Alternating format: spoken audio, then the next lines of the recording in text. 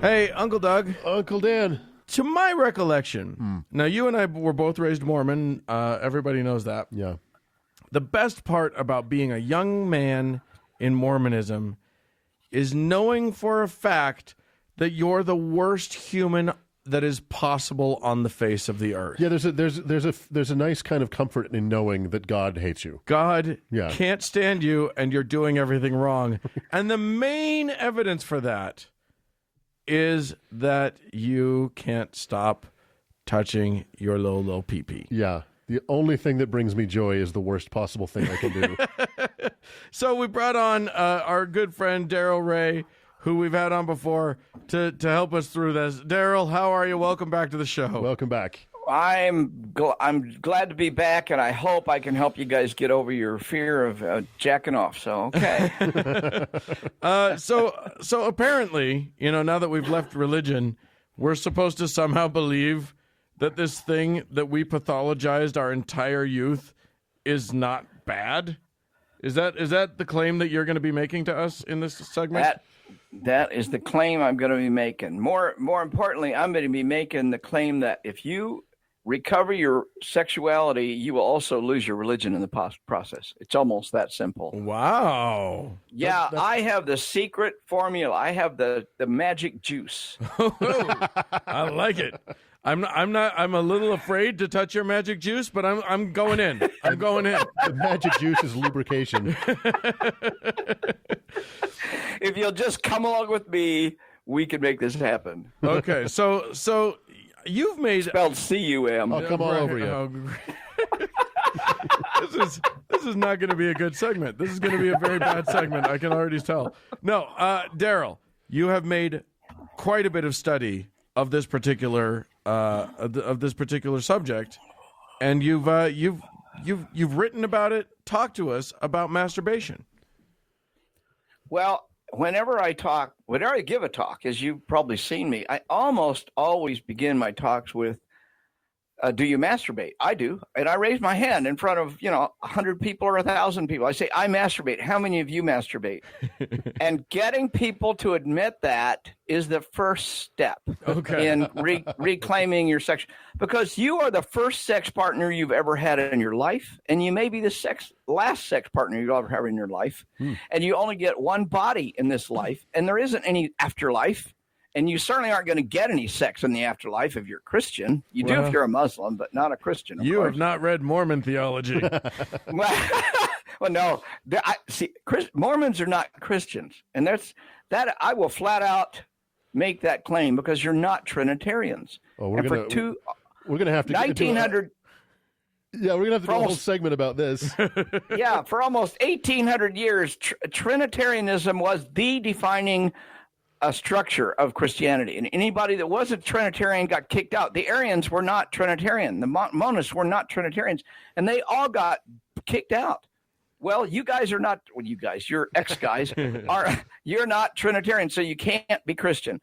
And any Mormon that says they're Christian, let's just be honest. We know what defines a Christian. It's the Trinitarian belief. It has been that way since 325 A.D. Okay. Period. So I'm about to say a sentence I never really thought I would say in my entire life, but I want to steer you back to masturbation.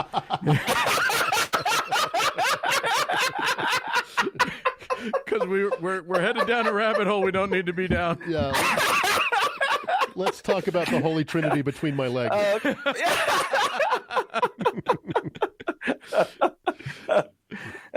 So let's get back to masturbation. So anyway, I ask them that, and they have a hard time. People sometimes have a hard time raising their hands, although a lot of people do, which is really cool. But if you think about it, you're the only person, you're the first sex partner you have, you may be the last sex partner, you've only got one body. Let's look at that without religion and realize that religion has used your sexuality against you from the day you're born. That's you're being taught you're so true. Worthless piece of shit. Your natural drives are your biggest enemy. Your body's your enemy. I mean, the whole Garden of Eden thing with Adam and Eve, that's the most sex negative story you can imagine. Yeah. And then it goes downhill from there. Well, so if you want to control someone, tell them that the thing that they inherently are is bad and that only you can save them from it. And Yep. you've got, if you can make them believe it, you've got them. Well, and if you can associate Right. bliss, and if you can associate sexual ecstasy with guilt, you can really do damage to people. You know what I mean? Well, that's absolutely the truth. And so what we see is that people who are brainwashed in this, or put into this system, even as they leave the system or change into another religion, take that with them, the shame and guilt. Yeah. And it really messes up. Can I use the word fuck on here? Yes, please. Okay. It really fucks up their sex life. Even people who have long since left religions carry this shame and guilt. And it is my contention that we need to start talking out loud about masturbation, because that's the first thing. You don't go to premarital sex, and don't go to, are you swinging from the chandeliers in your sex life or anything like that. Go back to the basics. Start with the place you started as a sexual human being, and that's masturbation. And that is, once you get that down, it really opens a door to talking about everything else related to sex and sexual shame, sexual guilt, and your body, all that stuff. I mean, that's my you say once you get that down, and to me, what that means, and you correct me if I'm wrong, is once you get that down, meaning once you can masturbate without feeling horrible guilt, without feeling the shame, or at least notice the shame that you're feeling, notice the guilt that you're feeling, and ask yourself some questions about it. But it took me years to come close to like any kind of sexual activity without shame and guilt. It just followed me. I didn't believe in God. I didn't believe in hell. I didn't believe in any of that shit. And I was still feeling like shit when I was masturbating or having sex. It was weird. Well, you didn't have me around. I know. I needed Uncle Darrel. That's right. Because I'm serious.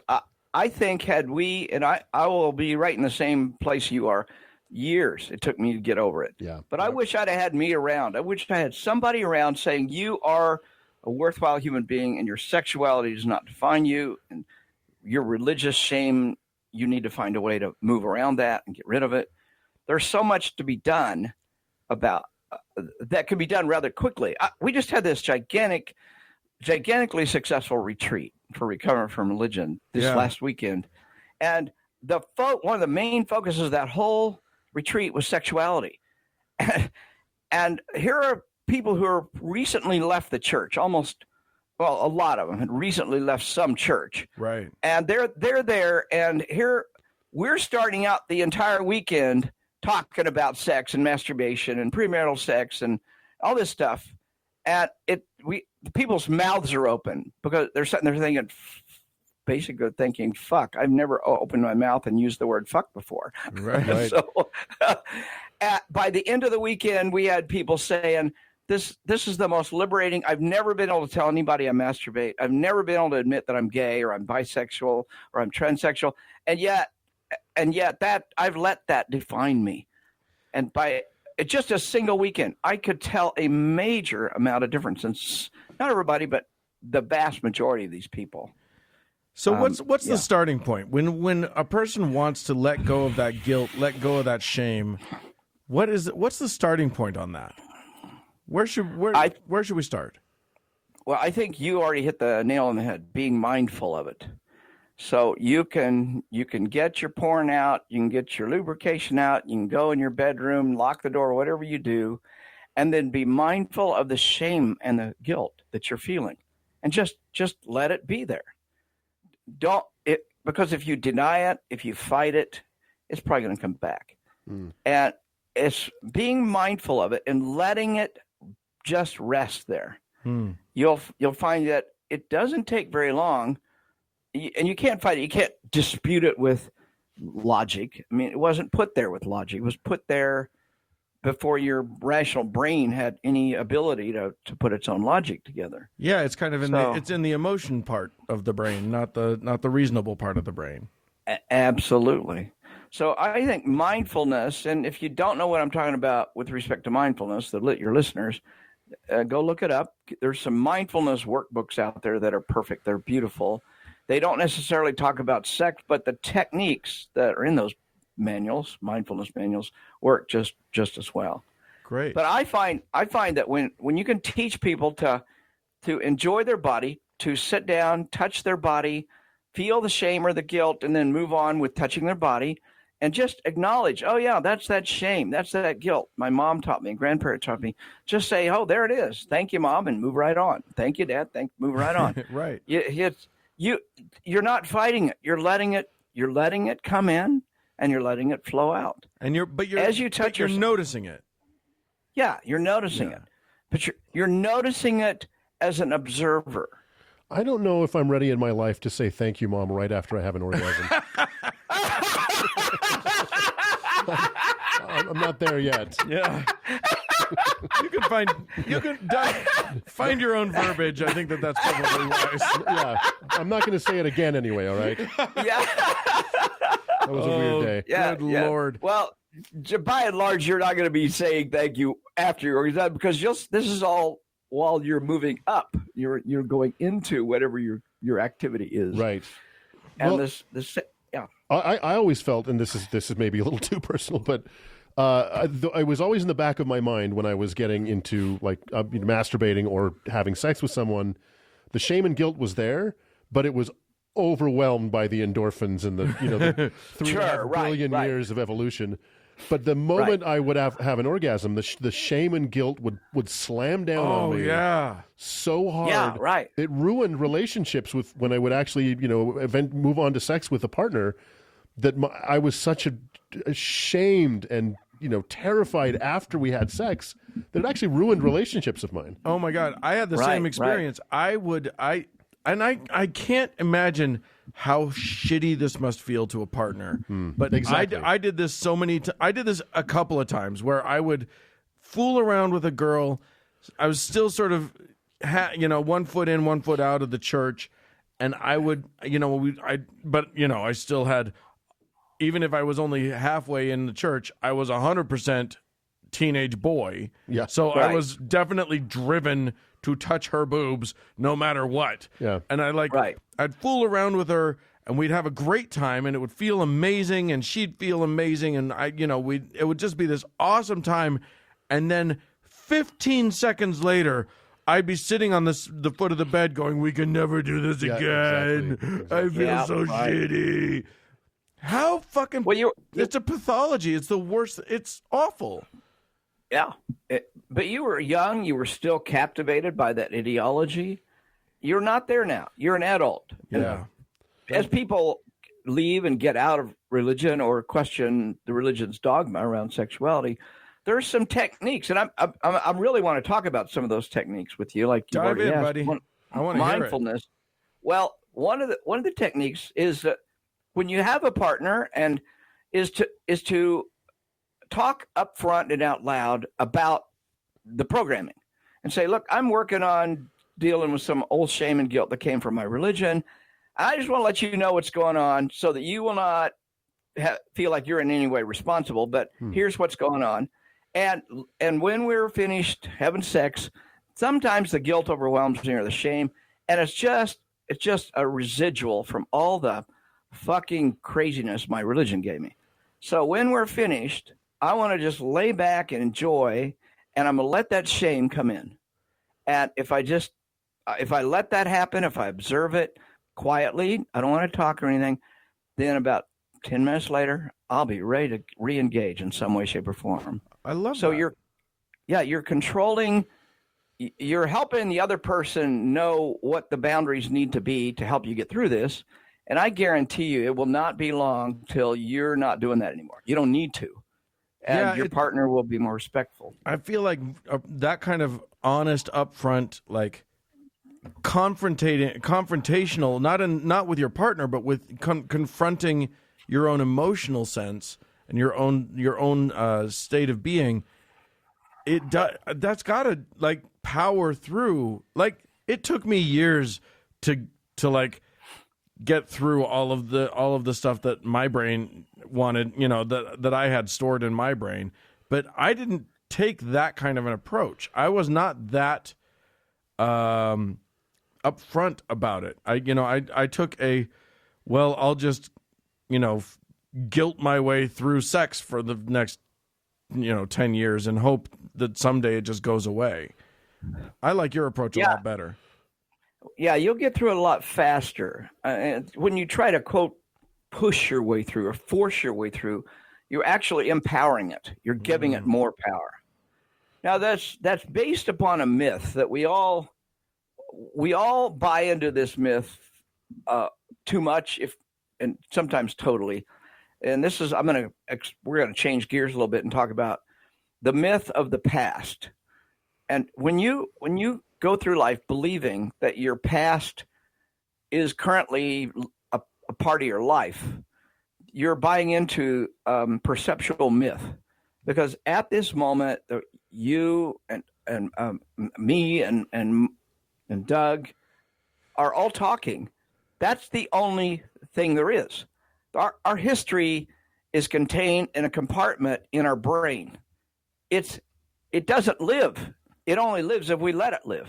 Right. So if you can, one of the techniques is to recognize that your history is something that you control.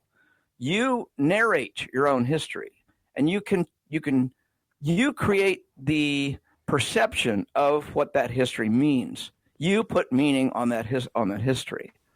And the more you let that meaning, more you put meaning as, I had a terrible past, I had a horrible brainwashing, I had a horrible whatever, the more you're currently in the present going to behave as if it were that way. Yeah. If you can back up and be an observer of your history and say, man, my mother, father, brother, whoever really, really fucked me up at that moment, but this is not that moment. This is a different moment. I can look back on that moment just like I can look back, on the fact that I struck out in the last baseball game I played. Right. I don't keep that as a horrible memory. I don't like it, but it was not a horrible memory.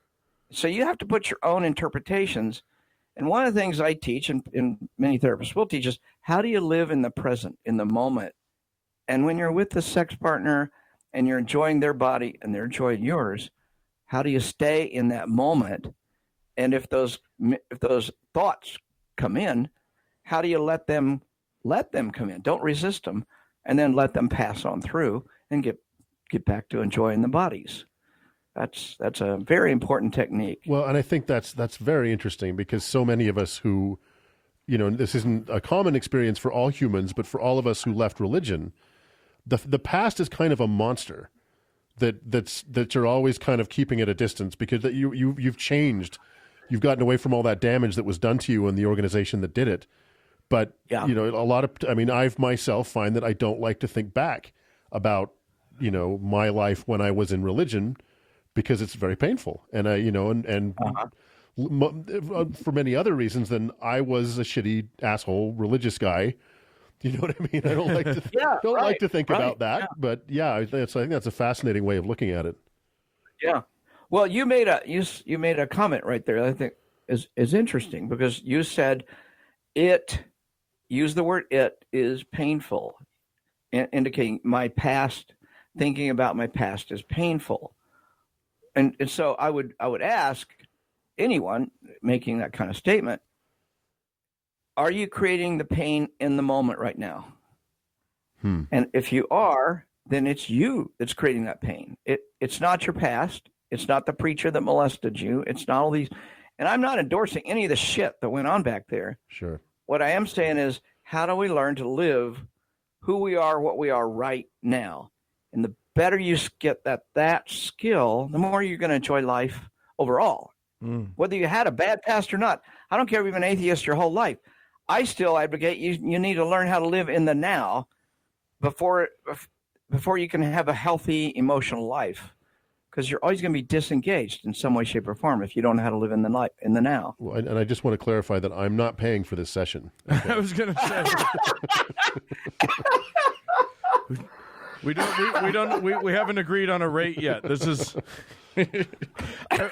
I will say this: there is no more living in the now than masturbation. Yeah, that feels Yep. Feels like the number one living in the now that you can do. Exactly. And so if you can practice living in the now while you're masturbating, you're getting great practice for in the rest of your entire life, actually. Interesting. those terms. Yeah, I think I love Yeah. that. And apparently, we should mention this because it's a bunch of male voices here. Apparently, girls do this too. Is that possible? Women also are allowed to masturbate? It's probably women don't seem to masturbate as much as men, but they do at a high rate, and we're not sure why. In fact, it may be cultural. It may be that women are more shamed by a long shot than men are. Huh. So they're taught from very early on their bodies are their worst enemy. I mean, the whole Adam and Eve thing puts the whole onus on Eve. So whether women do it at equal or not, I don't know. It's not relevant. I will say that it's beyond a reasonable doubt. 60 to 80% of women masturbate, but women and men do. We both go through cycles. So there may be times in your life when you're just so preoccupied with other things, you don't even think about masturbating. Sex is not on your mind. So I know some women. They've told me I went through a divorce. I wasn't interested in sex for 2 years afterwards. I didn't masturbate or anything. But once it started coming back, I got really active. Yeah. And that is okay. People do that. I've noticed in my own life, literally in my own masturbatory activity I'm 39 years old now, and I've noticed that I constantly I just celebrated the 30th anniversary of my 39th birthday. So there you go. Congratulations. More on it there. I've seen myself go through cycles where I'm horny as hell for 3 or 4 or 5 days, and then it really tapers off, and I might not be nearly as horny. I might not even masturbate one day, and then I'll be back to masturbating 3 times a day or something. And it goes in cycles, and it may be a 6-week cycle or a 1-month cycle or whatever, but I don't know other people do that, but I know I've heard enough people say they go through those kinds of cycles. And those are pretty normal. I'm glad it happens in cycles, because if I continued to masturbate at the rate I did in my early 20s, I wouldn't have a house. I wouldn't have a job. You'd just be in jail masturbating. I would have had to pause this podcast. I mean, I think one of the conclusions of this conversation, and one of the things that I had to figure out, which is crazy to me, is that this idea that is not just in Christian culture, but is very much in Christian culture, that your body is a temple, not a playground, Right. is exactly bass-ackwards. Right. Like, Yep. my body is the only playground I get, and I'm in it all the time, and I am going to fucking try all the rides at least once, just to see what I like. Right. Yeah. Yeah, it's insane to me that people think, oh, I mean, could there be a more boring thing in the universe than a temple? I don't want my body to be a temple. I want to play. Right. You remind me of that. I think I can get the story right of the guy who went into the doctor and said, "Doctor, I think I've got a really, really bad problem." And the doctor says, "Well, I think you may have a problem too." And the guy says, "Well, what do I need to do it?" Well, I'd like to examine you first. And the guy says, "Okay, can you examine me?" He said, "Well, first you need to stop masturbating." So I can.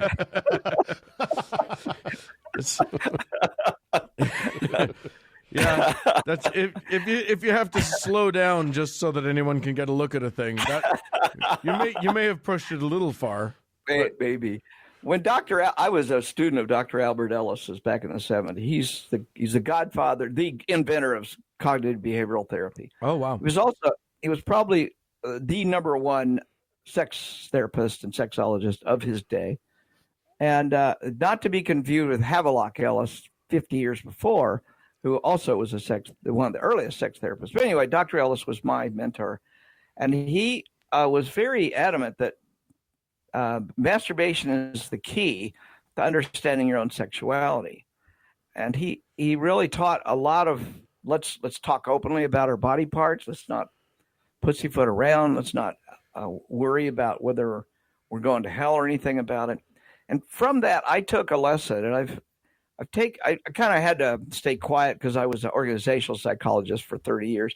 But once I got out of that and I wrote The God Virus, which I think you guys have probably read. Yeah. And then Sex and God, my second book there. It occurs to me from what Ellis taught, but the key to getting to reclaiming your sexuality and getting rid of religion is really getting in touch with those components of you that religion has denied. And that's what you're saying.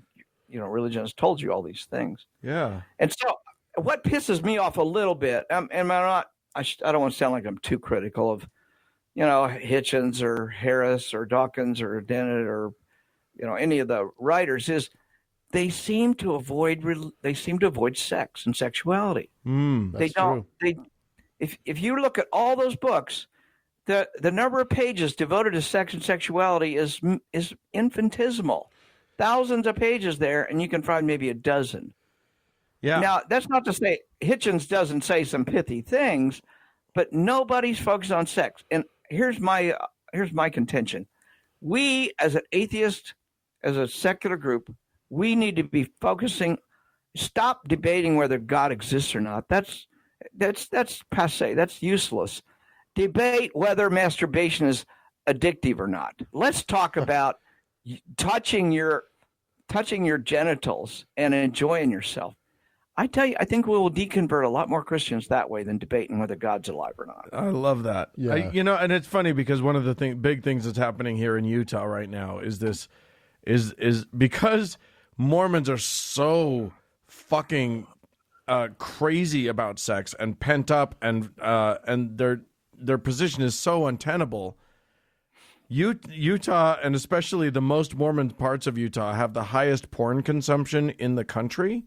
Oh, yeah. And then they, and it ruins marriages because the women catch their men watching porn and think that, and then the men claim to be addicted to porn, and porn and so now there's this whole organizations have sprung up about porn as the new drug and it's addictive and all that stuff. And it's not the porn that's addictive. It's you've been taught all this crazy shit. And now you have this you have this very unhealthy relationship to your own sexuality. Right. Yeah, you got a bad relationship with your body if you think it's addictive. Well, there's a guy, I believe he's out of the University of Illinois. I can't remember his name right now. Grubbs, I think his name is. He's been doing quite a bit of research for the last 5 years on this whole notion of sex addiction. Yeah. And as you probably know, I've got several talks on sex addiction, and it's non-existent. It's a religious concept. It's not a psychological concept. Interesting. But what he had, Josh Grubbs, that's his name, Josh Grubbs. Josh, PhD out of there. What he has found is the more religious you are, the more likely you are to self-diagnose or be diagnosed by your pastor as a sex addict. Interesting. People who are not religious almost never identify as sex addicts. Interesting. So it's the religious shame that makes people think they're an addict, and that's the narrative that religion wants you to take on. Is if you touch your, I have it on a Catholic site that has this guy that's like a spokesman for the Catholic Church, and he says in his talk, if you masturbate even once to porn, you are a sex addict. Now, that's what he says. Once. Oh my God, that is a man who is proclaiming his own addiction right there. Yeah, exactly. He wrote that right before and right after he masturbated. No doubt about it. Yeah. And I think therein lies another thing to consider, and that is think about people who get into religion real early in life, with the best example being Catholic priests. Back when I was a clinical psychologist, I practiced as a clinical psychologist for about 10 years in my early career. I had 2 different priests drive over 100 miles to see me because they didn't want their a bishop to find out they were talking to a psychologist. Oh, of course. And both of these priests wanted to talk to me. This was about the same time the sex addiction idea came out. 1983, Patrick Carnes wrote the book on sex addiction. He's horrible, and the book's terrible. So I don't recommend anybody. So they come to me and say, I think I'm addicted to porn. Each of these independently, they don't know each other. And I listened to them for about 3 sessions, and I basically said, they sound like normal 13-year-old boys. That's Right. what they sounded like. These are 50-year-old plus males in the priesthood, and they sound like 13-year-old boys. Wow. After hearing 2 of these priests, and then over the years watching the Catholic Church and the priest thing, I want to educate your audience about how our biology works. And that'll make us understand what's going on with these priests. One of whom, about 10 years ago, got arrested. Oh dear. For, you can guess it, and Yeah. he's in prison now. So he did not you tell me failed any of to that. cure him. Well, I didn't. I'm just kidding. My words to him were, "You sound like a normal 13-year-old person," and I think that's a part of the problem. And there's nothing wrong with the porn you're watching, and there's nothing wrong with masturbating. So, but he couldn't accept that, of course. So Right. that was the end of our sessions together. Yeah. Basically, the same story with both these priests. But I want to go back to this. Is really important for us to know as secularists what's going on in your brain at roughly 3 different times. And let's just talk about males for right now. I could do both, but it'll take us forever. Let's talk 3 times your brain gets a shot of testosterone. 2 times in utero, early and late in the development of the fetus. Okay. And then testosterone, during that time, the brain is being developed according to whether it's getting testosterone or not. Because remember, if there is no testosterone, the brain becomes female. The body becomes female. Testosterone is what tells the brain and the body to become male. Huh. So the default of most mammals is female. Right. So in the absence of testosterone, you get female. And so there are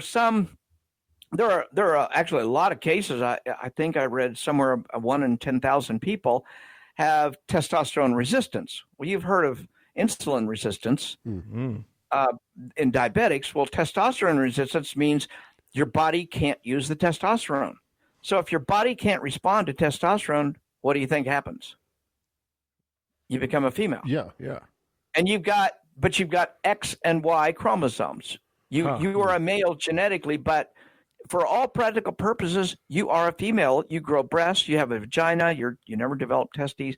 I mean, all these things happen, and yet you're a male. You're a male genetically. Huh. So that's what happens in utero if the testosterone isn't done, quote, normal. Right. I'm not very big on the word normal, but it's the way things generally pan out. Right. So now we've got a baby's birth. Testosterone goes silent. And so you see boys and girls developing, and they look a lot alike. A 6-7-year-old boy isn't that much different than a 6 or 7-year-old girl, except girls maybe are growing a little faster and maybe a little taller. But when testosterone is once again programmed to kick in again, then the brain starts doing something as a direct result of the testosterone. And that is, it's looking around its environment and saying, what is the appropriate sexual target for me and my species? That's what it's saying. And I mean, that sounds gross, but that's really what species do. Right. If you were a turkey, same thing. Your brain is programmed to look for specific features, but they're not prescribed. They're just generic features. I'll give you another example. In babies, we do know that when a baby is born, they have the rudimentary skills to see and identify a human face. You can put a dog face in front of a baby as much as you want. The baby will never think that dog is its mother. You put a human face in front of that baby, and it will respond to that human face. And within 6 weeks or so, it will not just respond to the face, it'll respond to the female face. And more importantly, in a very short time after that, it only responds to the female face that it is its mother, or female face that's been there in the most. So what it tells us is that genetically we are programmed to look for something like, you draw, if you're a bad artist like me, you draw a round oval circle and put 2 little round things and a long thing in the middle and another round thing in the bottom. And you got a human face. Right. And that's those kinds of drawings have been used in the research around babies. So we know that babies are programmed, but they're only programmed so much. The rest, the brain has to, it's like coloring. You have to fill in the colors. We only have 23,000 genes in our genome. There are animals and there are plants with more genes than we've got. To have to program everything about your sexuality would take thousands of genes, or lots more genes than we've got. So what nature's done is a bunch of shortcuts and say, let's just shortcut this. And when you get about 12 years old, we're going to shoot some testosterone in you. And whatever's around you that looks like a female, that's probably the target for your particular species or whatever. And so what if you're being raised in an all-boys Catholic school and being groomed to be a priest? Who are you surrounded by? Interesting. Yeah. Young men. Exactly. Let's go back to an ethologist, Dr. Tinbergen, in the 1950s, did experiments with geese and ducks. And what he found was if the ducks, the baby geese, let me use geese. If the geese were hatched in his presence without the mama goose, they put the mama goose in another room, they hatch the eggs, and the only thing in the room is him, and he starts walking away, those geese are programmed to follow whoever's around. Right. That's what the geese do. So he walks around for 2 or 3 hours. They imprint on him. Now you bring the mama goose in and say, okay, take care of these babies, and the babies follow him out. They will not. There's nothing he could do to get those babies to follow the mama, Right. because they'd imprint on him. Well, it's a similar thing going on here. If you're surrounded with a bunch of boys and they're all 13-year-old boys are probably the target of what your brain is developed to look at. Wow. It's pretty insidious when you think what's going on in the brain. And, the criminal activity that the Catholic Church is engaging in and hiding all this is a direct result of the Catholic Church's own way of raising kids that just upsets our biology. It upsets our biology horribly. Huh. So that's kind of the answer to why it's happening to so many Catholic priests. It's because it's baked in. It's inevitable. Yes, right. But it happens to every one of us. Right. All of us at 12 years old are looking around, and so here's the beautiful thing. It's really fascinating once you understand what's going on with us. It's an evolutionary biology thing. Then you'll realize why do women, the majority of women in East Asia have very small breasts or none at all almost. Why do Welsh women seem to have the biggest breasts on the planet? I've been there. It's amazing. So, okay. Why are there entire tribes in South Central Africa that have something called steelpigia with gigantic butts? Right. Well, the reason for that is, as humans, we are literally breeding ourselves. Right. When you're 12 years old and you're looking around and you see women with big butts, and everybody's saying, "Ooh, she's really attractive because she has a big butt," your brain puts 2 and 2 together and say, "Oh, I need to find a big butt woman to mate with." It's basic biology at that point. Or if you're in Wales, you look around and all the women have large breasts. You say, "That's the target for my culture." It's the shortcut. Rather than programming you to always find women with big breasts or big butts, you have a shortcut that says whatever is there is probably the right target. Well, just like for geese, whatever is moving is probably your mother, unless you got an idiotic psychologist trying to fuck your life up. It's pretty rare. So evolution doesn't need to tell you, okay, look for somebody with colored feathers on that's about this big. It doesn't need to. It just says, look for whatever's moving, and that's probably your mom. And look for whatever's female or attractive in your environment, and that's probably the right target for you. Wow. Huh. And so we are literally breeding ourselves because cultures diverge. It's called genetic drift. Drift, right. Right. Genetic drifts. Cultures and genes, genetic drift is influenced by culture as well. And so you can go to different parts of the world, and different things are attractive in different cultures. And it's very strong. And here's the deal. Once a 12 to 14-year-old boy is is locked in on the program of their culture, they're probably not going to change the rest of their life. Huh. Now, it's not to say they can't, and they don't.